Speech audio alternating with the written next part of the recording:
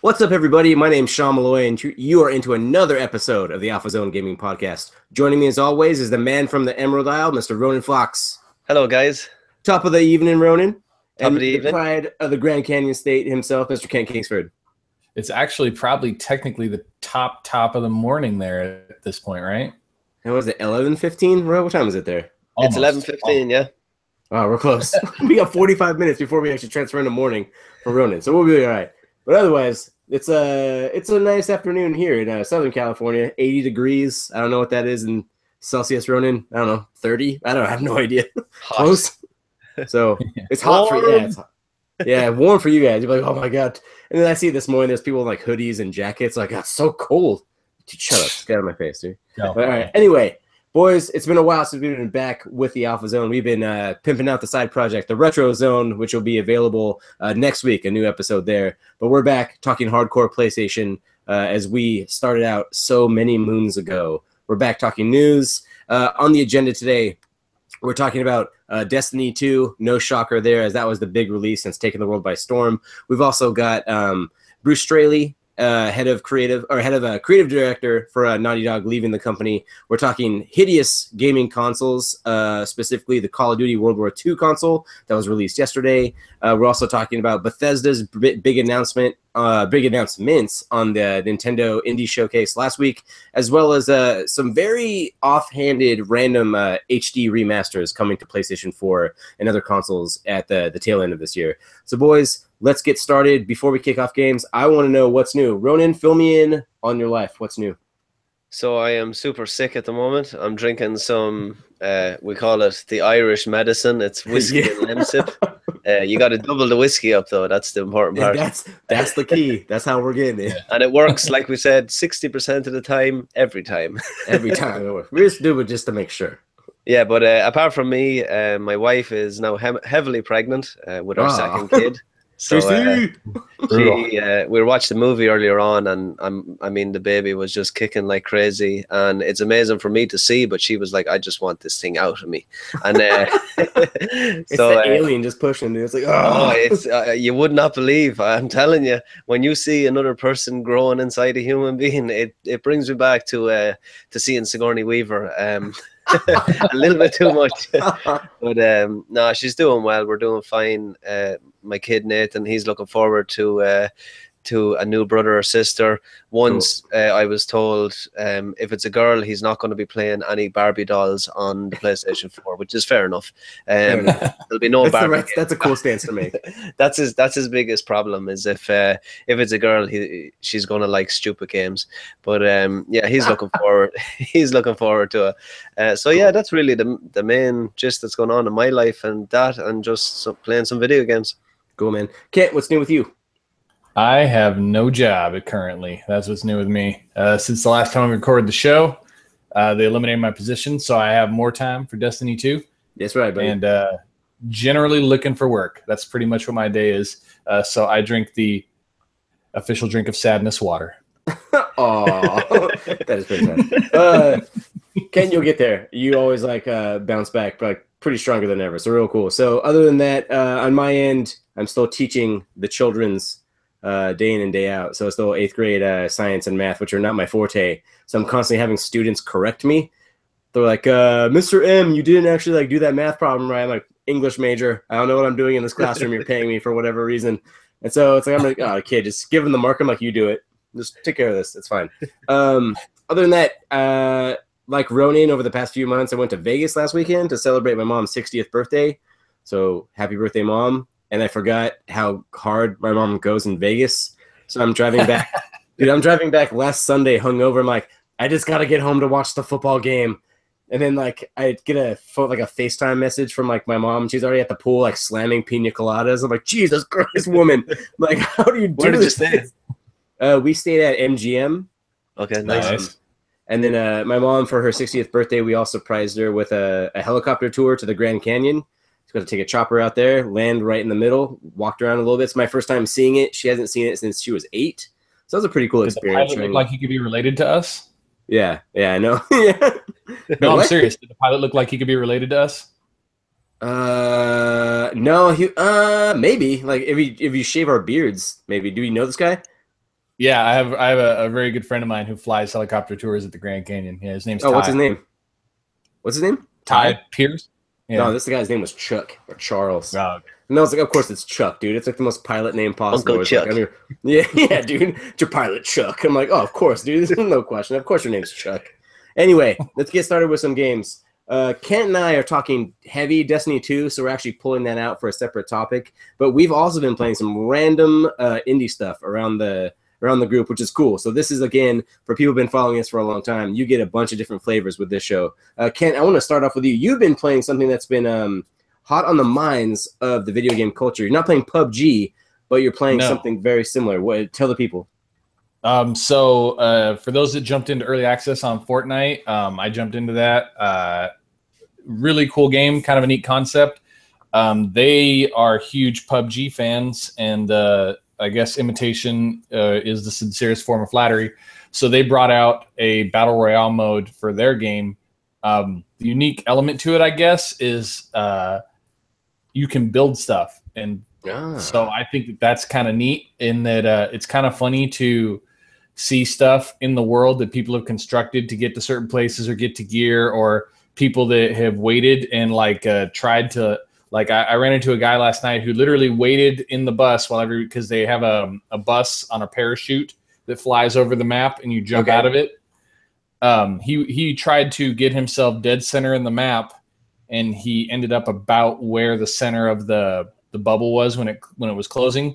We were like 15 people. And he had actually, while everybody else was scavenging, he went and grabbed a couple basic weapons, managed to get a sniper rifle, and built himself a sniper tower in the cool map. So everyone had to run to his little makeshift sniper tower. Man, freaking luck, dude. It's I don't think he could do it again if he tried, but it was just kind of neat to see. I still like the art style of it. The controls is very approachable. It's definitely, if you're a hardcore PUBG person, I think you'll probably find it a little simple for you. Sure. I am not a hardcore PUBG person. I suck at battle royale, so for me it's perfect. I really like the approachability of it. Sure. It's a really fun experience. I've been enjoying it thoroughly. Like I said, I really like the art style. And the way the weapons work out in it, they're kind of neat too. They're definitely not too stingy with the stuff, so everybody gets armed up and is fighting pretty quick. That's awesome, man. Yeah, that's good to hear. It's also, when we're talking about imitation is the greatest, the most sincere form of flattery. It's like PUBG. It was this lightning rod, right? And Fortnite was the first one to implement it, but they're not the first one to actually. No, they're the second one to pull it off, right? Didn't GTA already do a PUBG style? Inclusion of multiplayer? I don't know. I've been kind of off the GTA wagon a little bit. Okay. Yeah, I heard something. So either that's being implemented or it already is in one of their multiplayer modes. But I like this battle royale style, man. It's you don't have to go gun blazing, very methodical. I think it's cool how they're doing it. Ro, what are you playing that's not Destiny 2? A game that I bought about 6 months ago that I was really interested in the premise, but I played it for about an hour one day and I said, no, I need to put this down and come back to it when I have the time. That's Divinity Original Sin from Lorien Studios. It was partially developed. Then what happened was they started a Kickstarter to fund the rest of the game. It was released in, I believe, 2013 on PC. And they actually went and made an enhanced edition, which is more voice acting, more gameplay options, and brought it to PS4 and Xbox. The game is an old school RPG in every sense of the word. The thing I love about it is, when I used to play these games, the likes of the original Fallouts, you could never imagine these games on consoles. Because there's so much involved in them. The inventory is absolutely ridiculous. But the way they converted over to PS4 is absolutely flawless. Not only am I playing it on PS4, I'm actually exclusively playing it on Vita, which is, my Vita is after being reignited again. I actually just call that thing an RPG machine, because if I come in and I have an hour, it takes a little bit of time to set up your PlayStation and get comfortable. But if you have your PlayStation in rest mode, you just flick on the Vita and the PlayStation comes on and you're into that world straight away. The game is based on, it's in the Divinity universe, which is, there was an original game that came out a couple of years ago, and it is the gameplay style is there's a couple of elements. The battle, the fighting element is much like the way XCOM runs. You have a certain amount of moves. The only difference is it's in a fantasy setting. You are a source hunter, which is a person who goes after source, which is a dark magic. Think of it as black magic, Okay. and you want to eradicate this bad magic. It's a really deep world. You start off, you're doing a murder investigation. There is no hand holding whatsoever. I must have died, I would say, about 100 times easily. Yeah. And the thing I like about it is it leaves you to your own devices. You need to figure these stuff out for yourself. You need to read the books that are in the game, and the books they're not deep dives. They're not like 20 pages long. They may be 4 or 5 pages long, but They're there not like is Skyrim tomes, which is like, no, yeah. oh, See, cool. the thing about with Skyrim, the books are just too long that you're spending hours reading through these. And I did try, but I find the writing in Divinity just so good.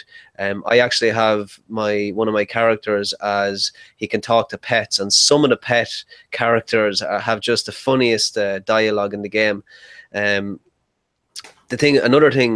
aspect to this game that's really different for these old school RPGs is it's actually co-op. Cool. You can play with a friend online. He can build his character, you can build your character, and they actually have dialogue interactions where you can make a decision on whether you agree with your buddy, and that will actually affect abilities within the game. It's very slow paced. It's not for everybody, but the way I am, if it hits me at the right time, one of these games are just something that I constantly.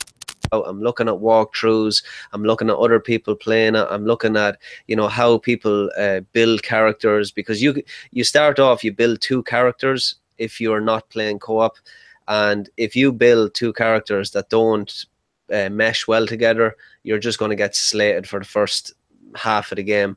So I started off with a mage and a rogue, and the rogue can basically go around the back of the enemies and do a backstab, which is amazing damage, and the mage can be at the forefront and just hail down magic. I'm blown away by it. It's an amazing game, but it's not for everybody. But if you are into them old school RPGs, check it out. That's cool. Yeah, I wanted to check it out. The one hook that really appealed to me was it's not only is it co-op, but like unlike say like a Diablo, which is probably the main co-op RPG I think people think of, you're like unlimited. Like you can go opposite directions on the map and there's no limit. You just your buddy can keep going and go do a whole nother quest while you're doing the same thing, kind of deal.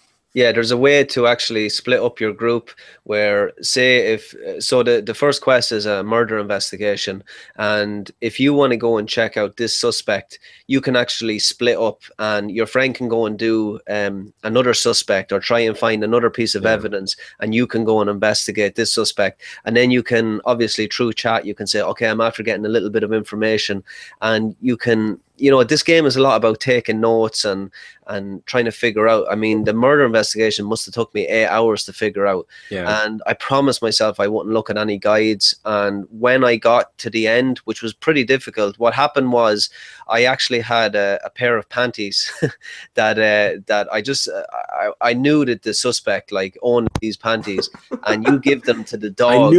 I knew it. This guy. You give them to the dog. This is like the number one suspect. And I was like, it's her. It's definitely her.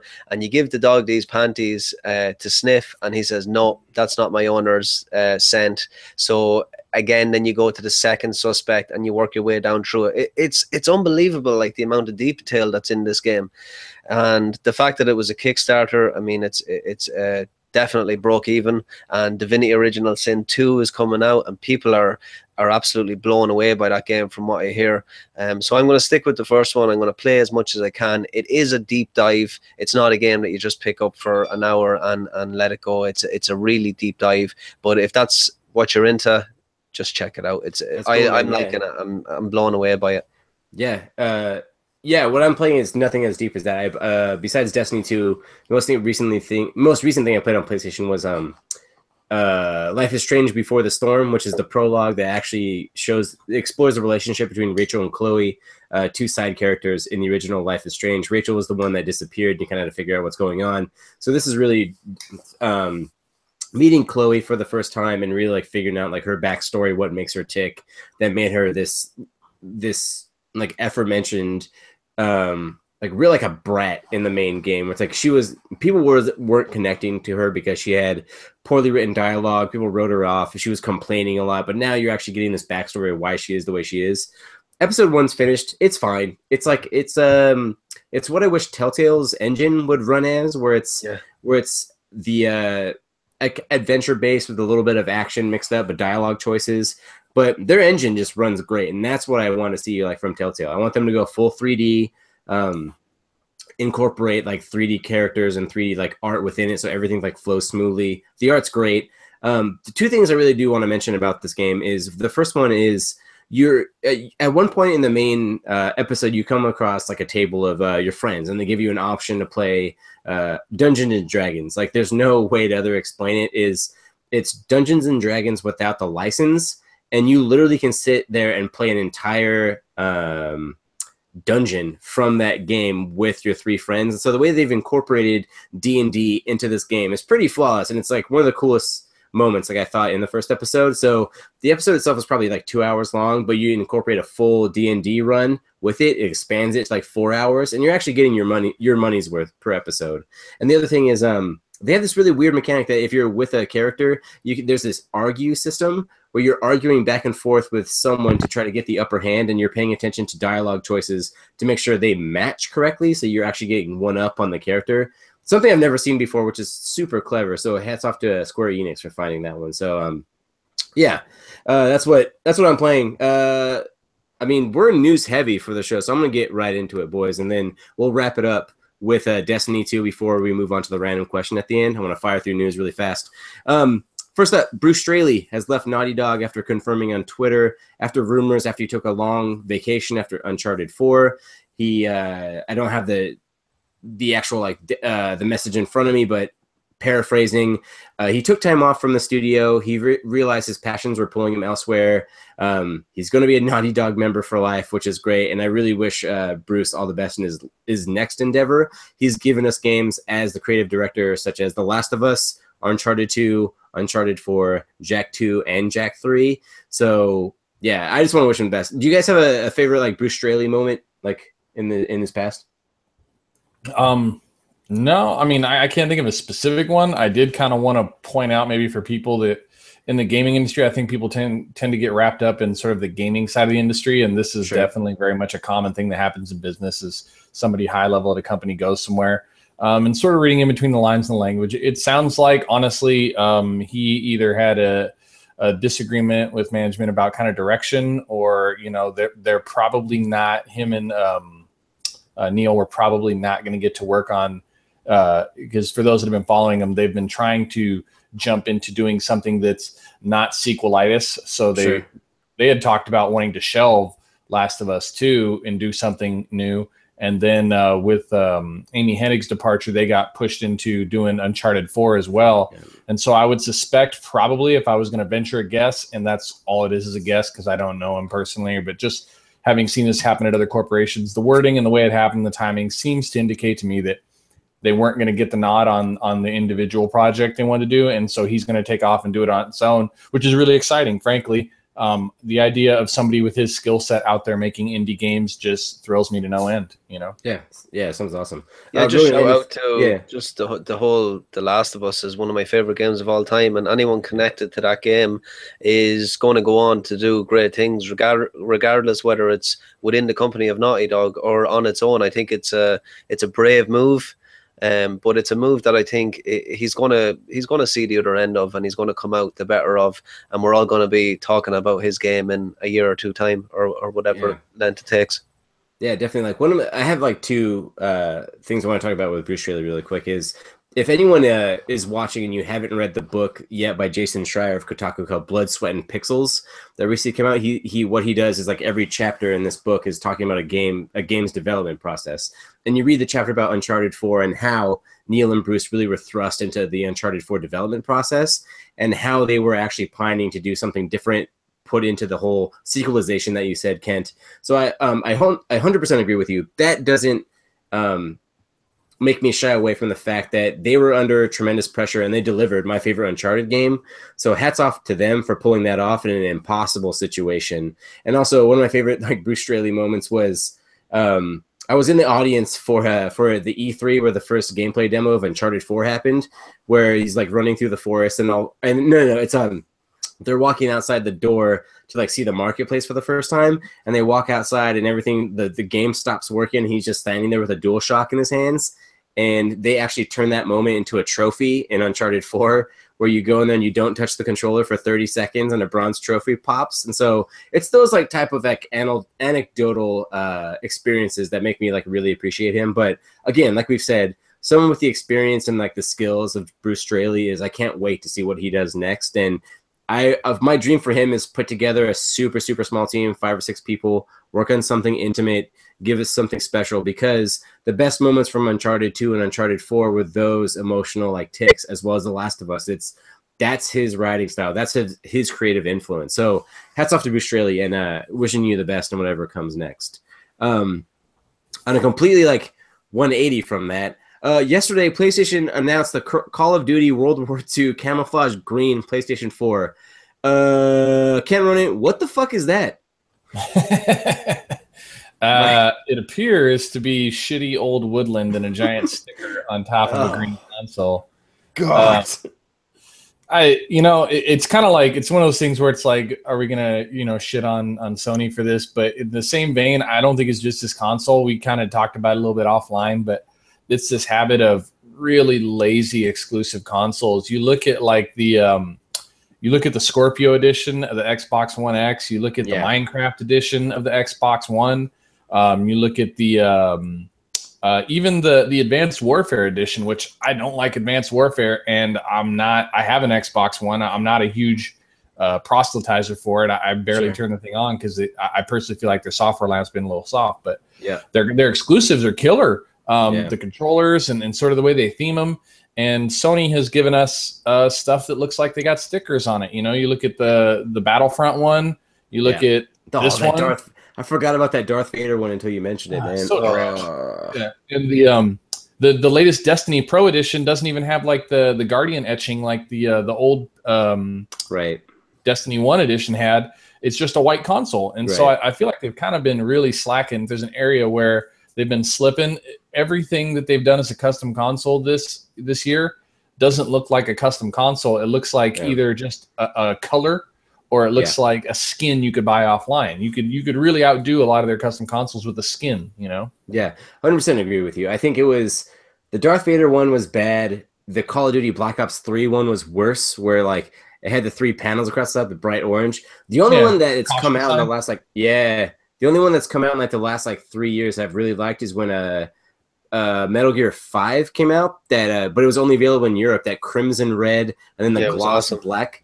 And that was like, so mad at you, Ronan, for the ability to buy that, man, because it was like that console. The only one that I've seen, the Arkham Knight one was pretty decent. That was cool. Yeah.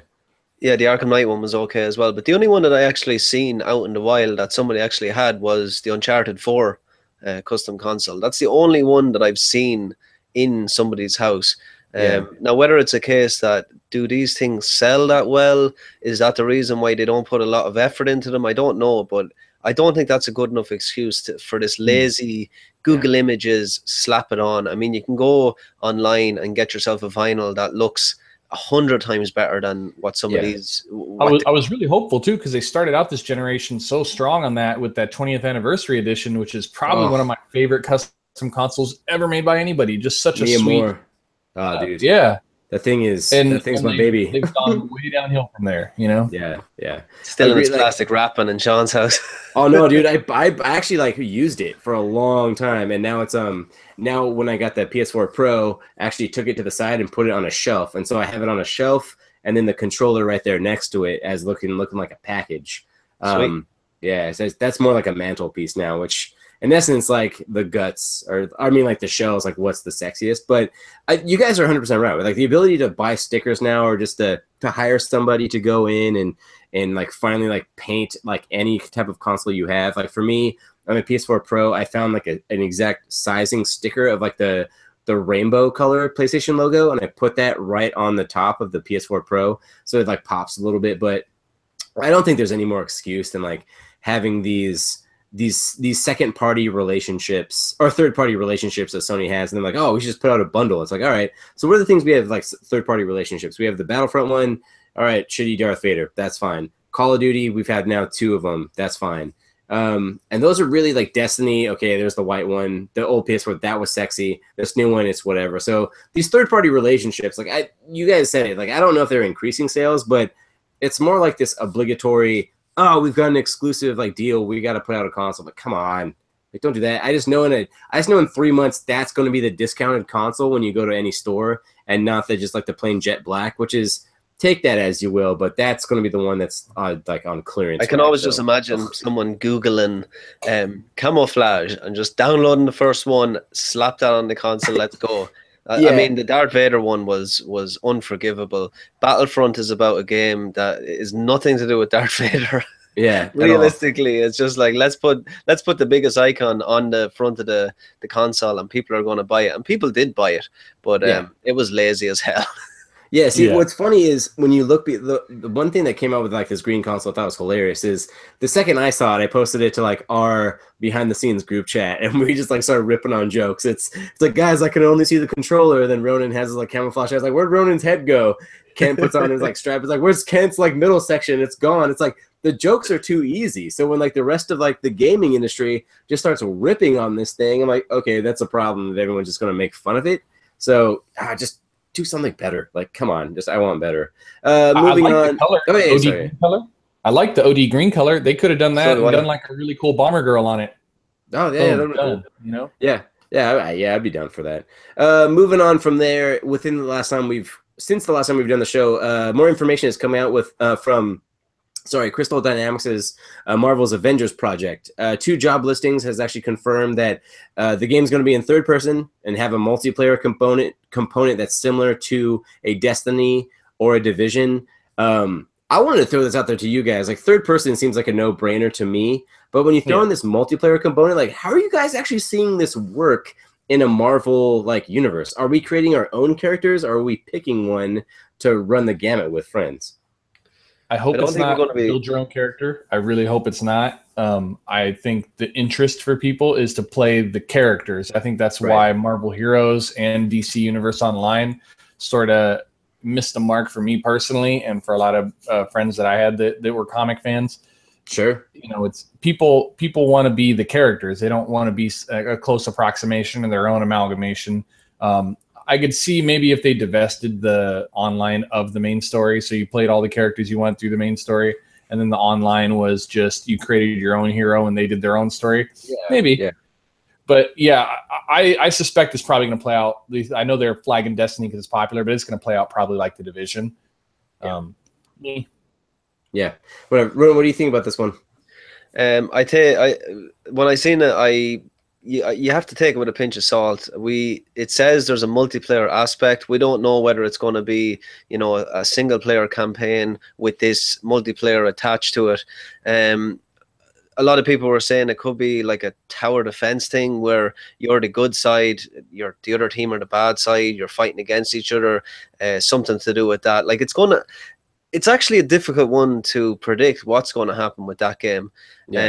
Because it's such a weird aspect to try and hit Marvel, doing like actually being able to control Iron Man, being able to control Captain America. Like they're going to have to get it right. But it's really hard to predict what that game is going to be about. But I'm looking forward to it. I just hope it's not going to be, a simple kind of tower defense game. I do want a deep enough story where you actually have the Avengers and that feeling of getting the team together and taking on this, this evil. It doesn't bother me whether I'm going up against another person online. I just want a good, solid story mode where I can take on this evil with the guys. Yeah, I'm 100%. I think almost like For Honor would be like a better online model for them to ape than like a Destiny or a Division. You know what I mean? Yeah, that's kind of that's where I'm going with the characters. whole tower defense. That's kind of the style I think is possible. It definitely makes more sense to go that way. Yeah, I think like the way I see it, I'm with Ronan like mostly. Well, Kent, yeah, you brought this up too. Man, my nose itches. Sorry about that. People who were watching on video. What I want is like this great story, like this Avengers story, this Marvel story that like hooks us and brings us in, and you feel empowered by the combination of characters or the entire group at once. Or we don't know if it's MCU related. We don't know if this is comic books related. All we know is Marvel's Avengers. So it could really contain any number of heroes throughout the course of the Avengers comics, like going back from 6 to 67. So there's multiple teams. So we don't know actually like which main characters are in there. Safe for Iron Man, safe for Captain America, probably safe for Spider-Man. You can't do it. Sony owns that right now. Anyway, like the combination of characters is there. So I would love like a story that puts you front and center in this Marvel Avengers universe, and like that's super fun and deep and able to explore these dynamics between characters and the multiplayer component. Yeah, like my dream would be like a Division or a Destiny type of style where you can get together with friends and you're interacting like online, but you're actually creating your same hero. I think that's cool, but keep them separate for me. I don't want to create my own character in the story and then be joined with Iron Man and Hulk. Like I want to be Iron Man and Hulk. Like that's what those type of Marvel games, like that's how I want to see it. So it's a difficult job to undertake, trying to get those characters right, because there's a lot of ways that it can go wrong. But the teams that are behind it, I have faith in them that they will do it justice. I personally would like to. What's in my head at the moment is you start off as Iron Man. You got to go and take out an enemy, and then the Hulk comes in to help you out, and next minute you can switch over to the Hulk, and now you're the Hulk, and it's a totally different aspect of gameplay. I think doing it like that, where they're just everyone feels completely different and unique, would just be awesome.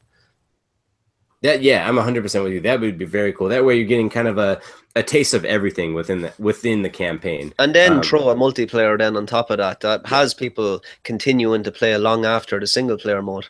Yeah, I'm with you. That sounds good to me. Moving on. Bethesda was a huge part of the Nintendo Indie Showcase last week, codenamed Nindies. So the big reveal was Bethesda Game Studios with partnership from id, and then who did who's doing Wolfenstein 2? Machine Games. They're bringing Doom and Wolfenstein 2 to Nintendo Switch sometime in 2018. There's no specific date set for it. I need to know how this is going to work, because if both Doom and Wolfenstein 2, or at least Doom did, I ran it on a PS4 and I ran it on a PS4 Pro, and it sounds like a jet engine on how fast and hard that thing runs. I have no idea how that's going to actually run on a Nintendo Switch. I know it was announced today, like a couple hours before this recording, that they're going to actually remove the snap map feature, so it's not going to have the customizable map portion of the game. So what do we actually think is going to be in this game, Ken?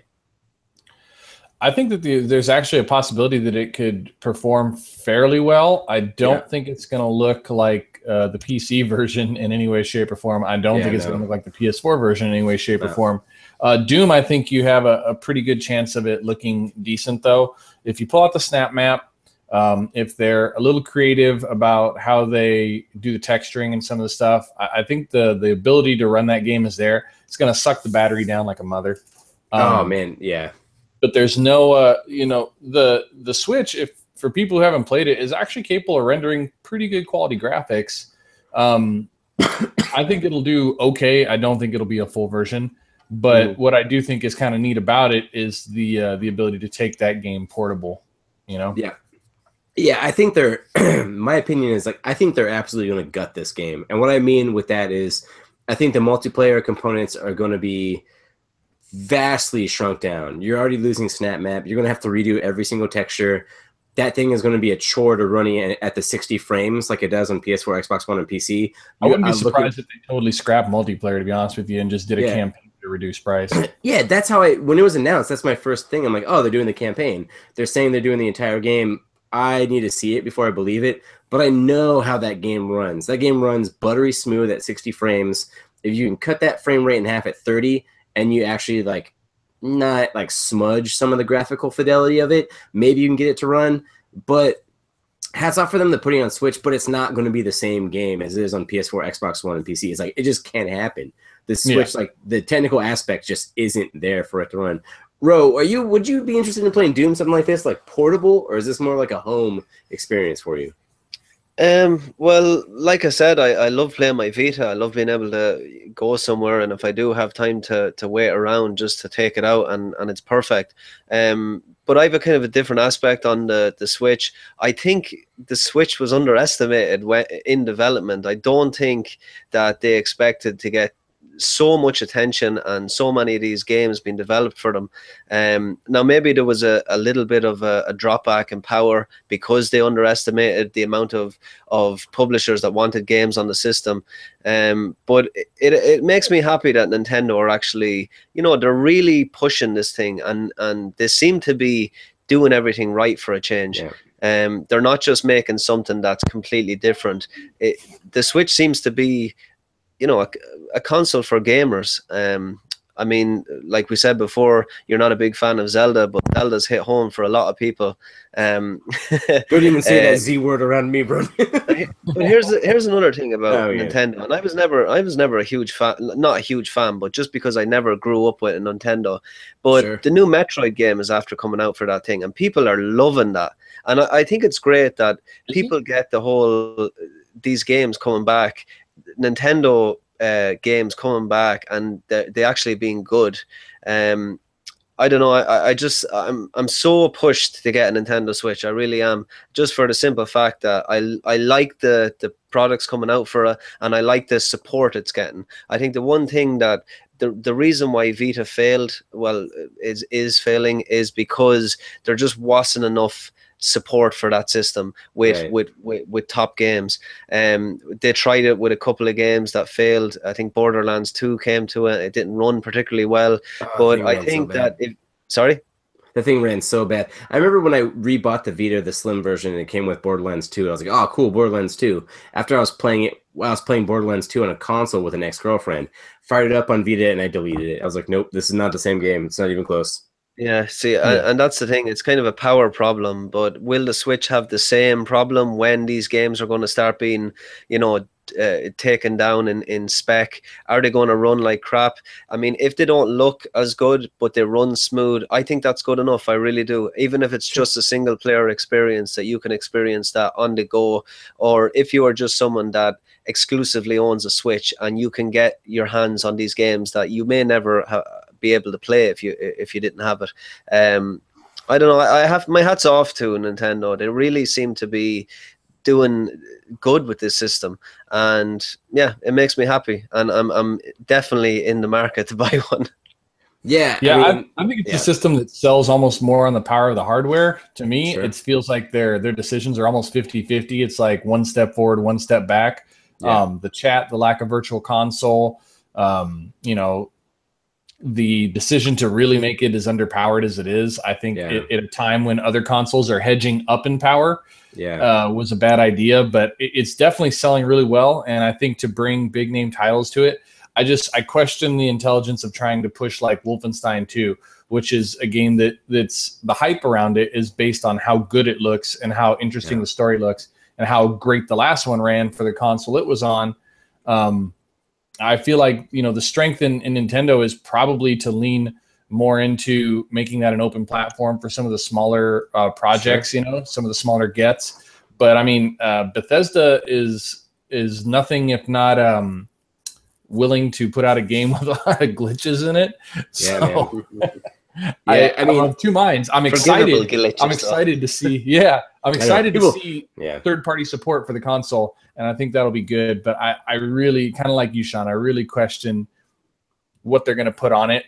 I think Doom has a better shot of performing than Wolfenstein 2. I think Wolfenstein 2 is going to be an absolute nightmare. Wolfenstein, I remember the one day I was able to get down to E3 and actually play a demo was Wolfenstein 2 was the first thing I played. And it started and I think melted my eyes, how fast and how violent and over the top it is. I think at some point this underpowering of the Switch is going to catch up with them, but as long as they're putting out these first party gems, I think they're going to have 100%. Yep. And I think they're just totally just going to like have this magnetic chemistry like to them that people are going to want to put games on the Switch because now it's selling, and it's selling every time they're in stock for the month. It's selling as the number one like best selling console of the month. It happened in August. It happened in June. No, it happened in May. It happened in August. There's supply constraints in June and July. That's when PS4 was a best selling, and now Switch is now best selling. Now I'm interested to see how it does in September. With now we're actually going through like the big holiday releases starting to hit, and they're not hitting on Switch day and date as they're hitting on PS4 and Xbox One. And now we have to see the Switch supply kind of constrained for the next couple months. Yeah, and they're going to build up a backlog of product and push it out and try and be the top console for November, December if they can do it.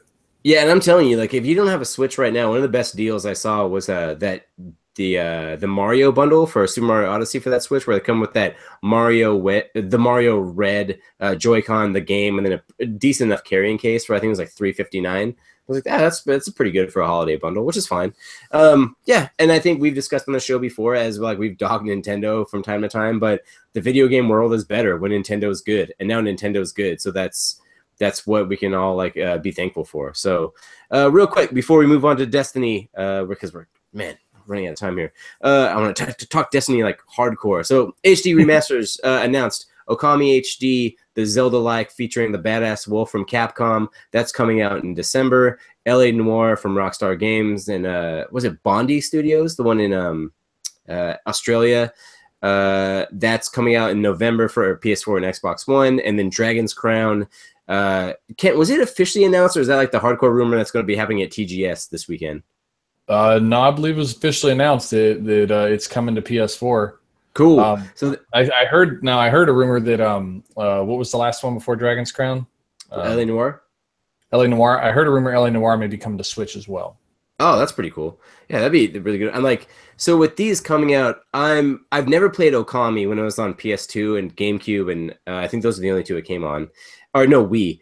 And then I can't wait to play that on PS4 because I just missed it completely. So that one's one, and for $20, I think that's a great investment.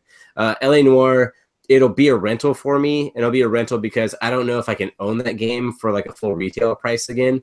But I do want to play it through because the not procedurally generated. There's a term for like Law and Order that I'm actually looking for, and I can't come up with it.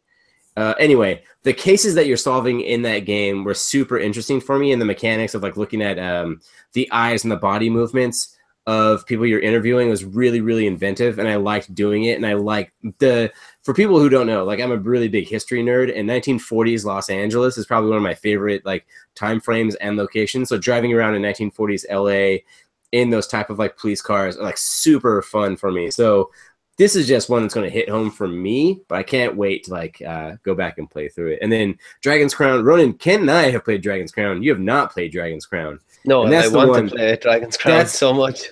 Dude, fuck, man. Like, that's the one that when you start playing it, I'm waiting for like 10 minutes and you'll hit the chat with us. I'm like, you were right, guys. Like, this is like, my face hurts. I love this like so. I'm telling you, man, this is your game. So is it strictly RPG side scroll and you're building your character up?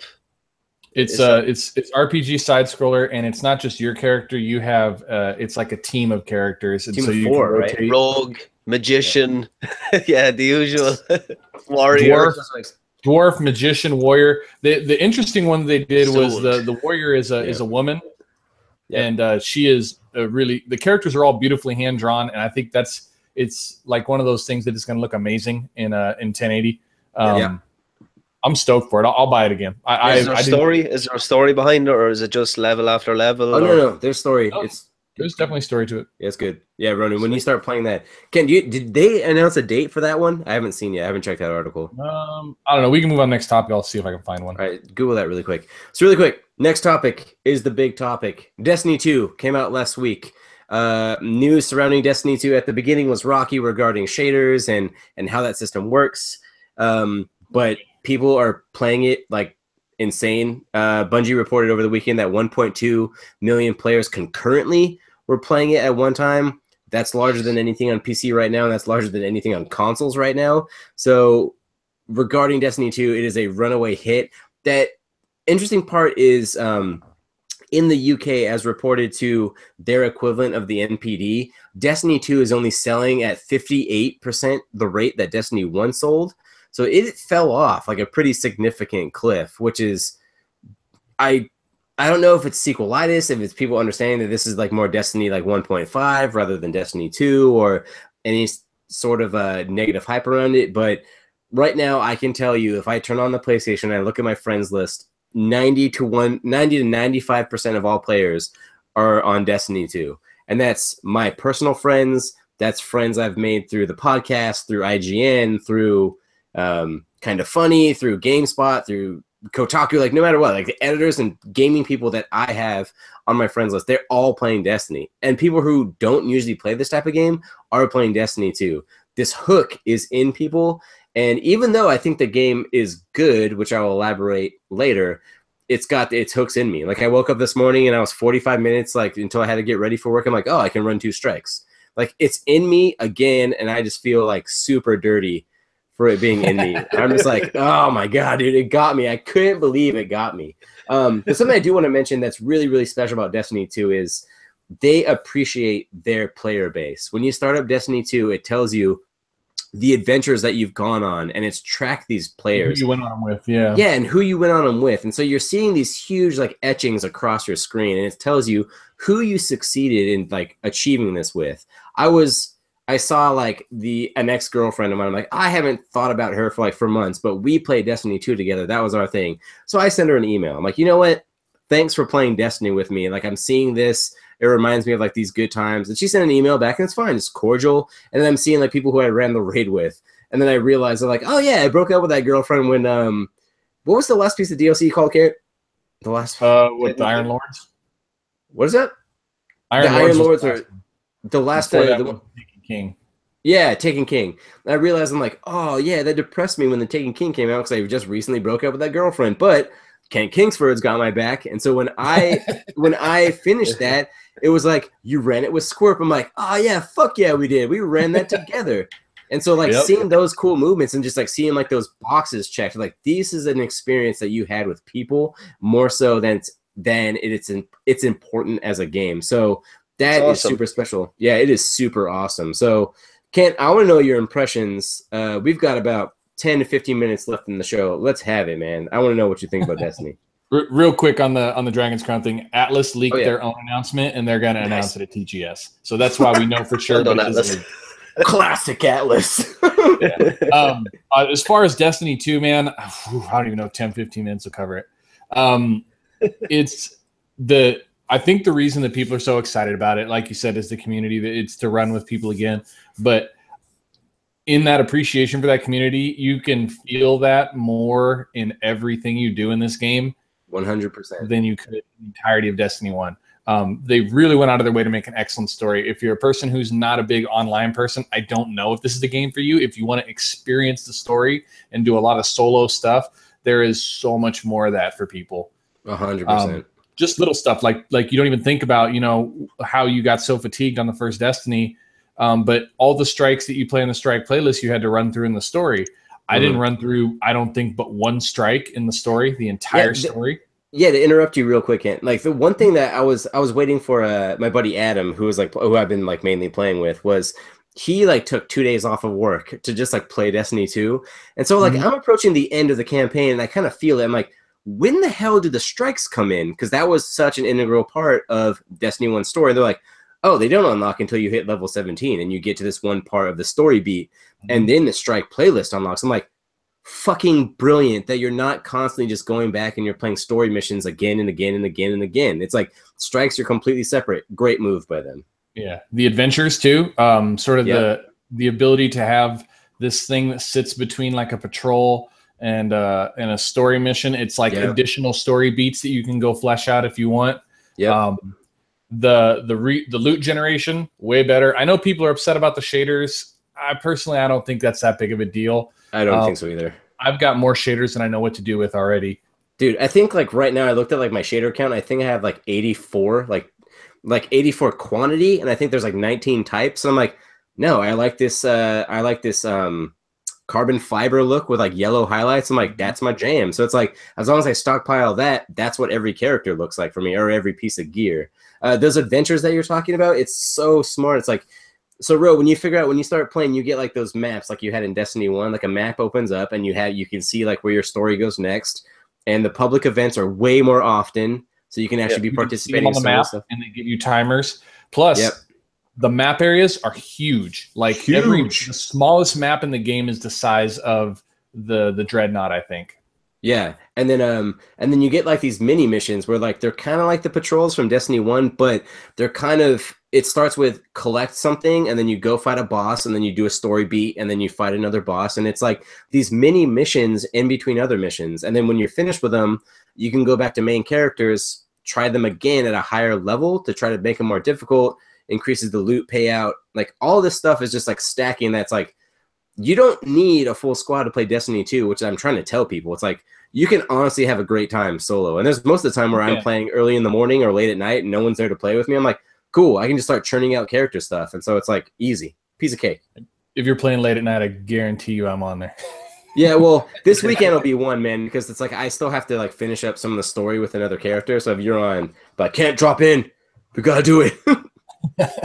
The guided aspect of the Nightfall, super cool. The clan rewards, super cool. The clan system is just set up.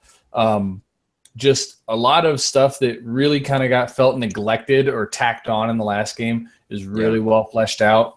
The main, I guess, I don't want to get too spoilery on people because it's kind of a main thing of the story, but the end game area that's it's basically your anagram to the tower. It's your social space, the end game social space. Really well done. It's huge. You can see that there's tons of room for expansion. I've come across 5 or 6 doors that I know somebody's going to be behind. And then there's like staircases that you just like hit a wall. You're like, oh, it's a staircase somewhere, and it's a door. I'm like, oh, well played. The thing that cracked me up is we were walking around there and we go, okay, so it's going to be impossible to find Xur here. Yeah, Xur's not even there. He is out in the world. He's like standing on a tree on another planet this week. Just really cool stuff that they've done. The infusion system, way better. The mods. Just in general, I think they've created a system that makes it easier for you to play with people. And that's super smart because, as you mentioned, that's really where the secret sauce is in that game, is that it's fun to play with people. The shooting mechanics are still as tight as ever. The weapon selection is a little broader than it used to be. It's just, I think calling it a Destiny 1.5 is almost kind of selling it short. It's truly an iterative jump in the game on all fronts, So I think they did a really good job with it. And what's to the advantage and disadvantage of Destiny 2, right? I think some of it, the Destiny 1.5, is all about the visual aesthetics. Like, I thought Destiny 2 was going to be a significant jump up because it's only running on PS4, Xbox One, and PC. But no, I can fully see this running on PS3 and Xbox 360 too. It's like some things are super gorgeous, but the thing is the space, like the spacing, the scope of it is what's going to do it. So that way, it's like you're giving scope, but you're taking away like visual fidelity within like the textures and stuff. That's fine. But my thing, I'm telling you, man, is better than the PS3. But you play story missions that are the size of the raid in that game, right? Yeah, that's the craziest part. But again, for me, it's what makes this game special is like this community, and it's Bungie creating something, and I have never experienced it. Last night, I had to figure out like how to talk about this, which is like awesome that we planned a show today. Was I'm just running around doing public events that pop randomly, and you see guys that like we're waiting around for one, and you look at a guy, he gives you a salute, he gives you a wave, you wave back, and like that's my dude. Like going into public events, like we're gonna like bro together and take this down, and you've got each other's back, you're reviving each other, like you both go down. I'm constantly like punching like people in the face to actually create like a bubble shield around him to give us both like over shields.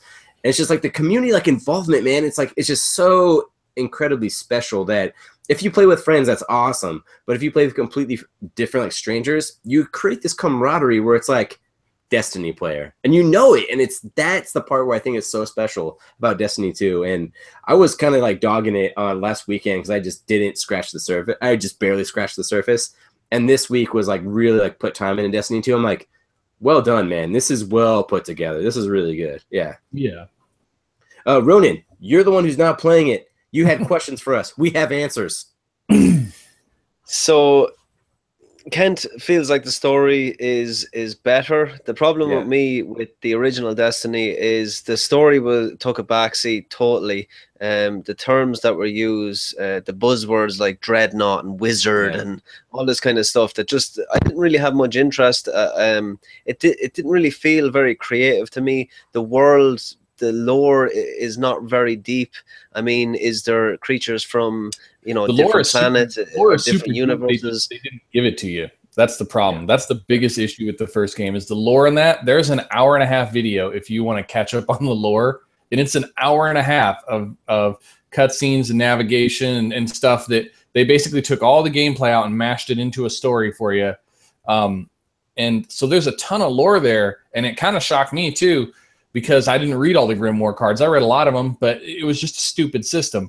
And so what they did is all that world building that they did, they said, fuck Grimoire cards, we're not doing that. They're not in it, no? And they're not in Destiny 2. It's in the story. God. The biggest thing I'll say, and this is something that I noticed, and it seems like a weird thing, but on the story beats, there are cutscenes for the villain.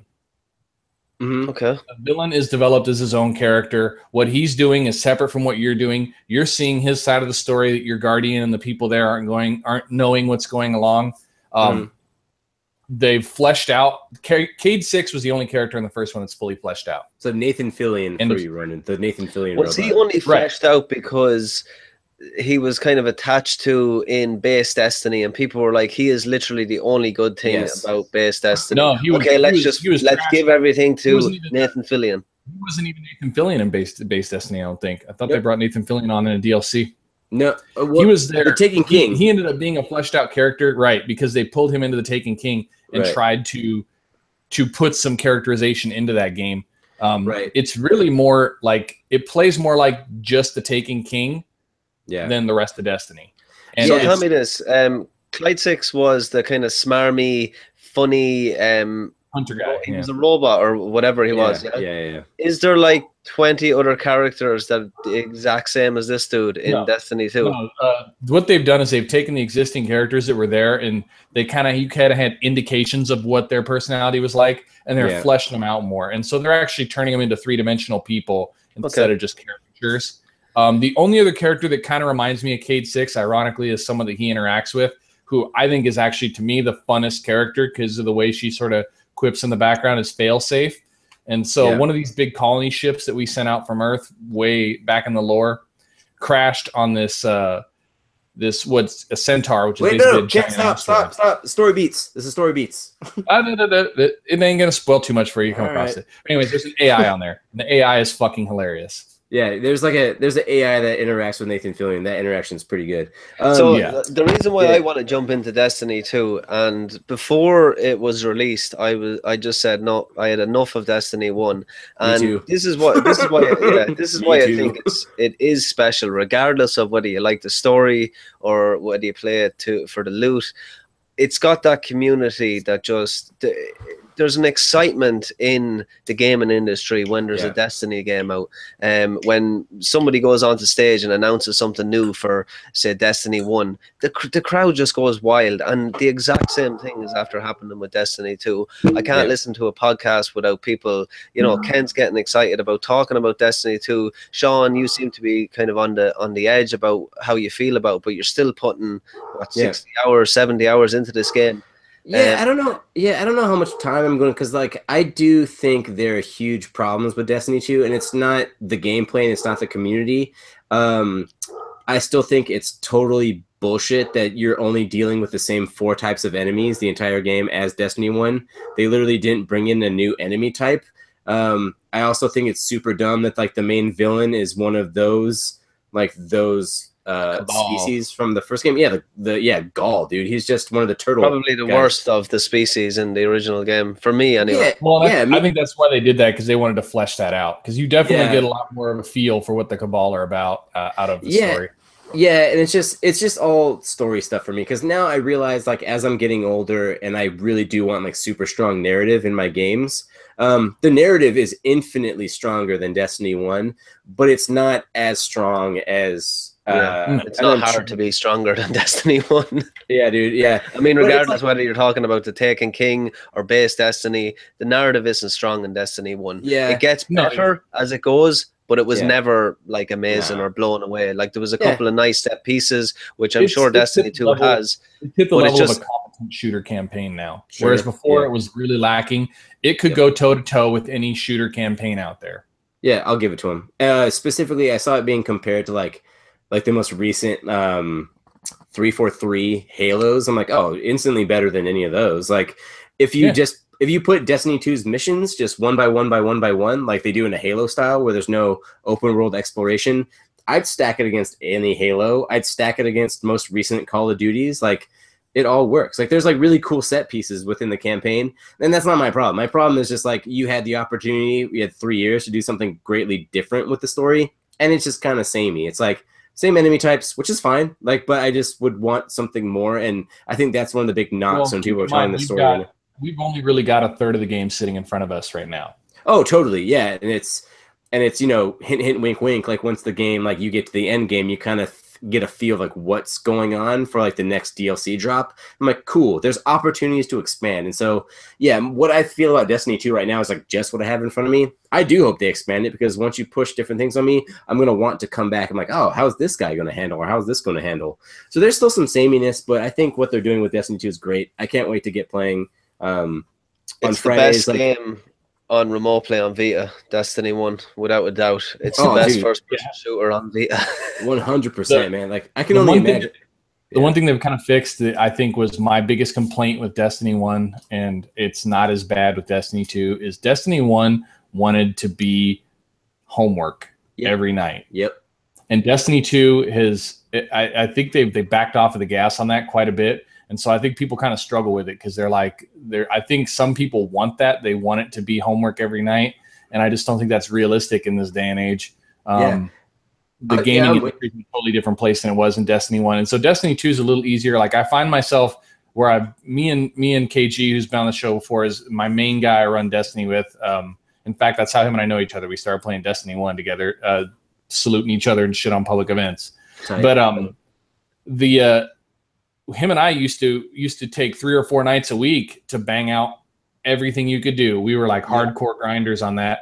Him and I can grind that shit out in a day or two usually now. And it leaves you kind of some space where you're right now it's kind of dead. So you're going, well, what else am I going to play? But in reality, it's good because, you know, you could play something else. I think they chased off a lot of people with Destiny 1 when it was like, this is the only thing you get to play because you're going to have to play 5-6 days a week. That's just ridiculous, you know? Yeah, dude, I'm right with you. It's like my thing with Destiny 1 is like I felt guilty playing anything else because I'm like, oh, if I play anything else, I'm going to get behind the 8 ball, dude. I'm going to like feel at a loss. But though they fixed it and now it's like, oh, cool. It's like tonight, like I have a game like rental I can play. Like I downloaded Baby Driver that went live on PlayStation Network. I'm like, I'll probably watch that. It's like I don't feel this obligation to play Destiny anymore. If I want to play Destiny, it's there and I'll play the hell out of it. But it's not this constant pull of like, you have to do it. It's a seamless game to play. Even when I was playing the original Destiny, it doesn't feel like a grind, even if you are grinding for weapons. It's the gameplay is so brilliant. Like I'll put it up there with one of the best first-person shooters, regards to mechanics. It is so flawless. Anyone can pick Destiny up and play it. I know it does take a certain amount of skill when you get up through the levels, but I mean, I had my son playing base Destiny, and he absolutely loved it. He loved. Hey, buddy. What's up? All right, back to it. But no, and like that, it's a seamless game to play. It's very easy, and even if you are grinding out weapons, it just feels like, you know, it feels like it's just right. I'm going to sit down and play Destiny, and we've said it before. We've used this term 1,000 times that junk food gaming is Destiny true and true. Personally, I don't give 2 shits about the story in Destiny 2 because I have no interest in the story in Destiny 1. They lost me in Destiny 1, and it's like saying, okay, well, the original was crap, like you're gonna like the sequel, and it's not a case for me. I can't see it doing anything that because Sorry? the lore in it. I said I'll send you a video because the lore in it is actually pretty well done, and there's some decent world building. I'll 100% watch it. For me, there's too many things. It's not just the story; it's the terms that are used. It's the enemy names. It's what I felt duped about with the original game was there was this sense of mystery. Even that, I remember the opening video of that game when it was dropped. There was this sense of what the hell is going on here? Right. Why is there a big wall around this city? And then when I started to play it, it was kind of just. There was nothing to do with the story. What the hell is this? What the hell is this? Like giant the first white hour basketball? was like They pretty much drop you in the world without explaining shit, you know. and they never explained it. They just it's this world that they really that's could the part have. where I think people miss it is they explained it in a stupid fucking way. Yeah. Yeah, and we know did. now from how the development went on that, where they had to rewrite the whole story, and it's all tucked in the Grimoire cards, and that's just trash. And I'm glad they didn't do it. I would say for most people, like I went into it because I knew enough of the lore that I knew what was going on in Destiny 1, and I kind of kept it at that level. Like I need to know enough to know what I'm doing, but beyond that, it's whatever. Sure. But I have to say the character development in this one definitely a lot better. You care about people, you're interested in it. And I will say, I do think that the story ends in a good place. If the mystery part of it you liked, then it almost kind of it answers some questions, but it really leaves you with more hope for big crazy shit in the future because it's like they push the reset button on what's going on in that world, which is in an MMO hard to do and also really good because there's so much stuff that's like established sacred cows you can't kill. And so they did it in a really intelligent, neat way. But the story in that game is a vast improvement. I don't think that's the big draw for most people, truthfully. No, it definitely isn't.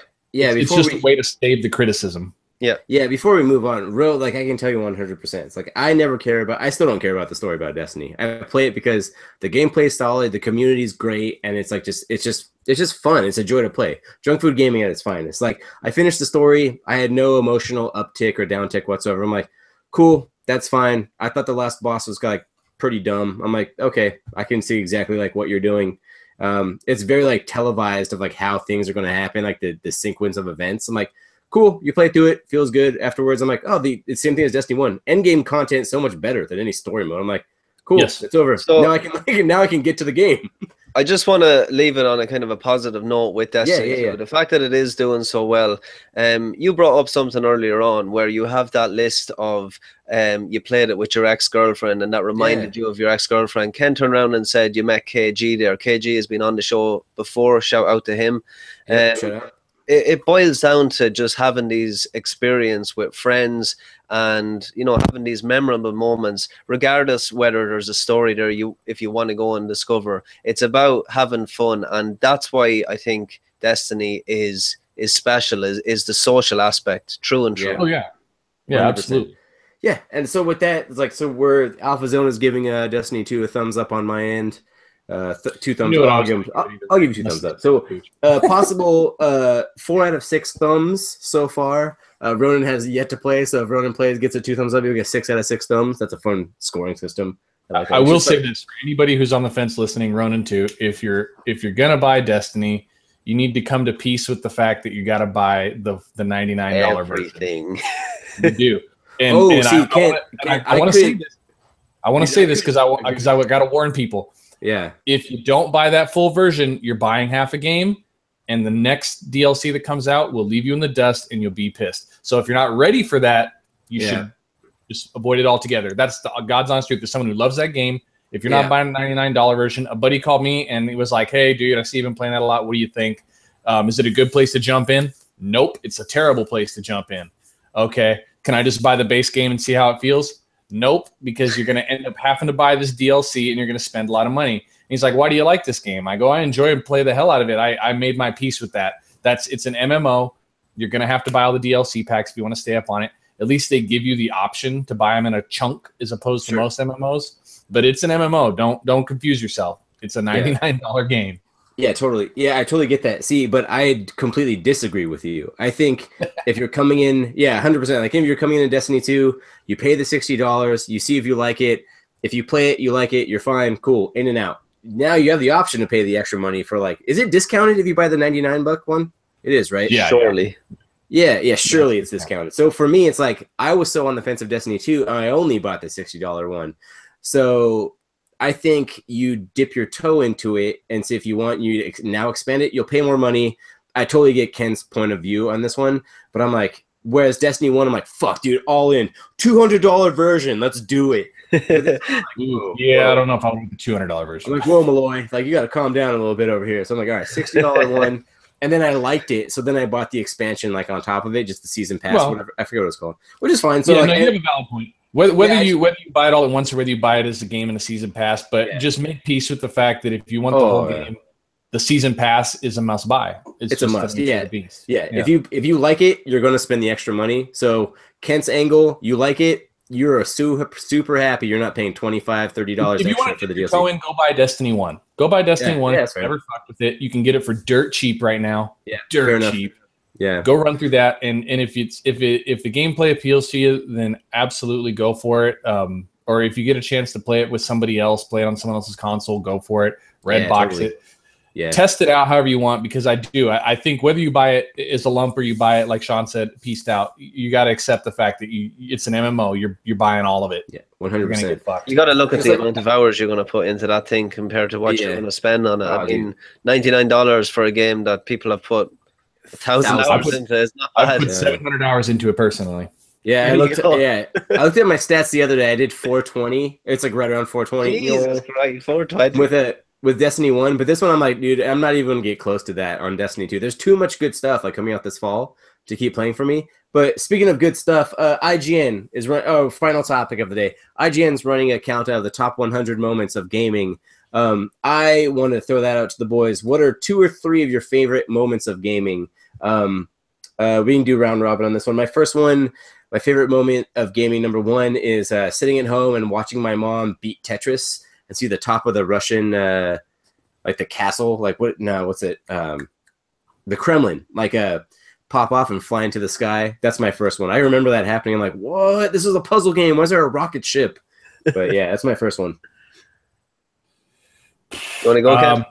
Yeah, so for those that have been watching the show on video and watching me seem to stare off down into space, I've been trying to come up with my list here.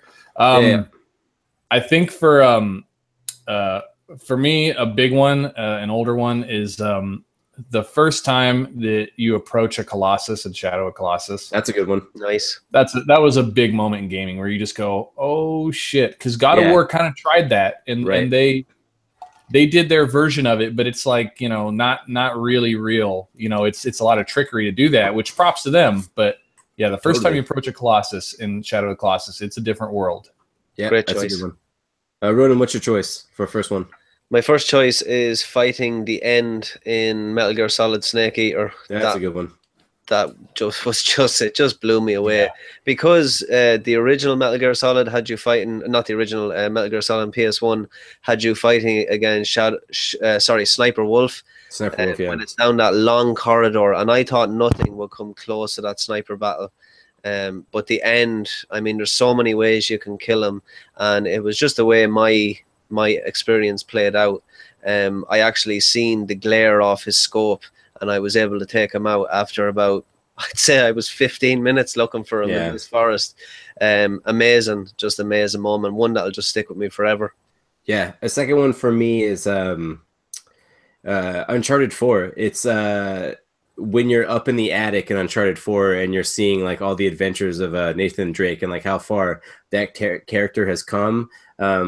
Pretending like you're back in your adventures with that pop gun, like shooting the plates, like dangling down and going through and seeing all your other treasures. I'm like, dude, that's why I rock a tattoo of that game series, like on my leg. It's because like these moments are super special and I'll remember them. And I always keep like those games downloaded because at any point I can go in and play that entire series and have that moment again, which is fantastic. For me, the next one's got to be when you come across the giraffes in The Last of Us. Oh, yep. That's mine as well. Yeah, that's such an aggressive change in that story. It's such a great beat where your things are so dark in that game, and it makes that moment of brightness that they put in there just so much more poignant, and it's just so deftly done. It's not overdone. It's not ham-fisted. It's just right in the sweet spot. Super crisp. Just a brilliant piece of storytelling. Yeah. That was the exact same as score mine. Comes in. Oh. So good. My wife loves giraffes. Every time we go to the zoo every year, like that is her number one thing. We played that game together, and for me, I kind of like total moments of darkness followed by little moments of light. Hence the reason why I love Dark Souls so much. Yeah. But it's just that game is so depressing at times, and that is the one moment of hope, and the one time you can actually smile at that game. And yeah, that was my choice as well. Brilliant. We'll go with one more run before we end this topic. We're talking about The Last of Us, and it's funny that so many of like my distinct memories are like Naughty Dog games. But when you're playing The Last of Us and Joel goes down, and all of a sudden you're in winter, and you have to play as Ellie, and it blew my brain. I'm like, wait a minute. And so all of a sudden you're giving like this inverse perspective of like what this narrative actually trying to do. You're not trying to protect this little girl anymore. You're trying to save the man that's brought her on this journey, which I think is just brilliant. And the way it just handles, it's enough of a difference from Joel. You're using guns, but mostly like bows and arrows and stuff. Super brilliant move on Naughty Dog. It's why they're the master. Yeah, I think for me, the next one's going to be kind of an odd one. It was big at its time, but it was just one of those moments that I think for me, Call of Duty is such a not respected franchise anymore. Yeah. And when they did No Russian in that franchise, that was, I think, making probably a bigger statement than that game's probably ever made sense. And I think that's why people want that series to go back to that. But when you go through the airport and you do No Russian, and how that plays out is just really brilliant storytelling. I don't think they've done anything like it since. And by they, I don't mean Call of Duty. I mean Infinity Ward. Even Titanfall 2 is one of my favorite shooters of this generation, maybe ever.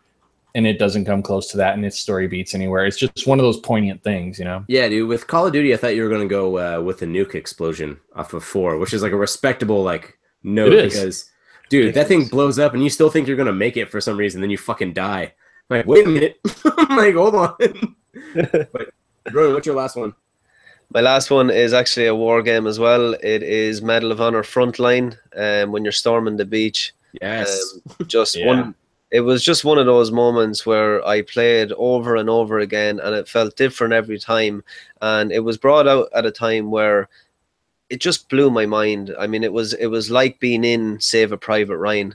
It was super difficult. You died most of the time, but it felt very real. And that's mine. It was amazing. Real quick before I sign this off, have we got a confirmed World War II like beach storming for a Call of Duty World War II this week, or is that like under rest? We don't know that's happening, right?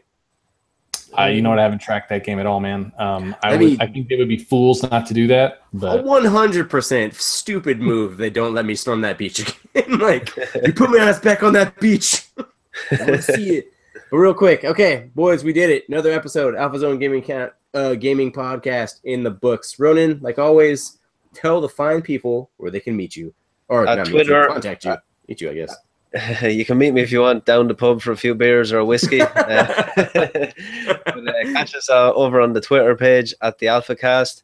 My YouTube channel, our YouTube channel, apologies, the Alpha Zone Gaming. And we are on 97 subscribers now, so we're nearly hitting that 100 mark. So you can catch me making some fishing videos, playing Fishing Planet. Are you playing Fishing World? Yes, I'm playing Fishing World. It's the first free-to-play game that I actually put money into. Fucking tremendous, dude. That's amazing. Oh, man. Real quick, I have a buddy who's a massive fisherman. I told him what you said about that, and he jumped into it. He goes, "That is the best fishing simulator ever." But fishing is not a video game. That shit sucks. I actually have been doing more real life fishing since playing that game because I realized how much I love it. And it's just like there's no vibration on the controller. It's the one bug that they have, and it's just like, nah, I need to feel that tug. Give me the tension, man. Kit, where can the fine people find you? I am at Squirp, SQU1RP everywhere, literally everywhere, any platform you could probably think of. If you're going to add me, I'm going to start saying this every time. If you're going to add me, tell me where you know me from. If you're a bot, I'm going to say terrible things to you if I think you're a bot.